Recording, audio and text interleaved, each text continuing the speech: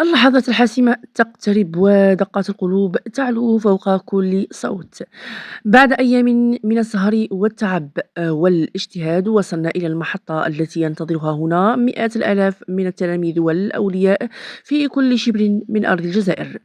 إنها لحظة الحقيقة، لحظة جني الثمار، لحظة نتائج البكالوريا 2026. الشارع الجزائري يعيش الآن على أعصاب مشدودة، ومنصات التواصل الاجتماعي تكاد تنفجر بالأسئلة والتوقعات. فمتى سيزف إلينا الخبر اليقين؟ وما هي حقيقة التواريخ المتداولة؟ دعونا نكشف الأوراق. في الآونة الأخيرة تزايدت وتيرة الأخبار والمنشورات بشكل جنوني، لعل أبرزها ما يتم تداوله بقوة داخل المجموعات التعليمية والصفحات السوشيال ميديا. هو تاريخ 13 جويلية كإجراء محتمل للإعلان عن النتائج. ولكن هناك سيناريو آخر يطرحه الكثيرون بقوة ويقولون: لا تفوتوا المفاجأة، قد يتم تقديم الموعد.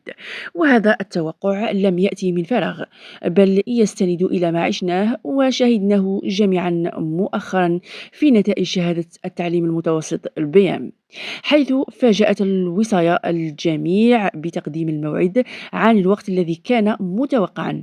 ومع تسارع وتيرة تصحيح الأوراق الإجابات التي انطلقت في 24 جوان والمداولات التي تجري على قدم وساق، فإن فرضية الإعلان عن النتائج في وقت أقرب من التاريخ الرسمي الأقصى المحدد سابقا حول 20 جويلية تبدو قائمة وبشدة في أذهان المترشحين.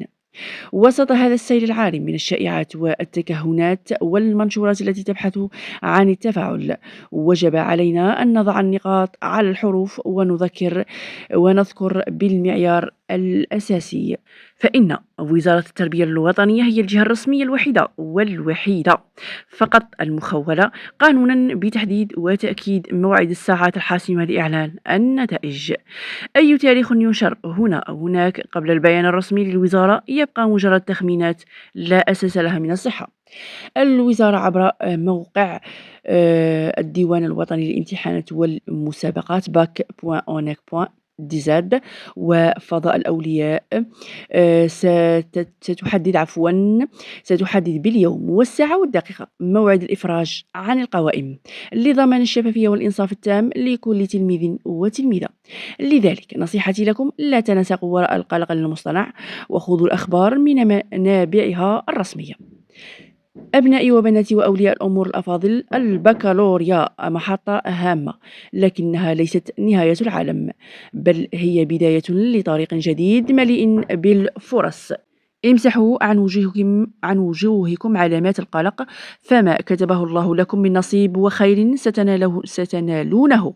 ثقوا في جهودكم وادعوا بالخير وانتظروا البيان الرسمي، وعينكم على النجاح والزغاريد التي ستملأ بيوتنا قريبا بإذن الله. نتمنى التوفيق والنجاح بمعدلات ممتازة لجميع طلبتنا. طمئنوا قلوبكم، فالقادم أجمل.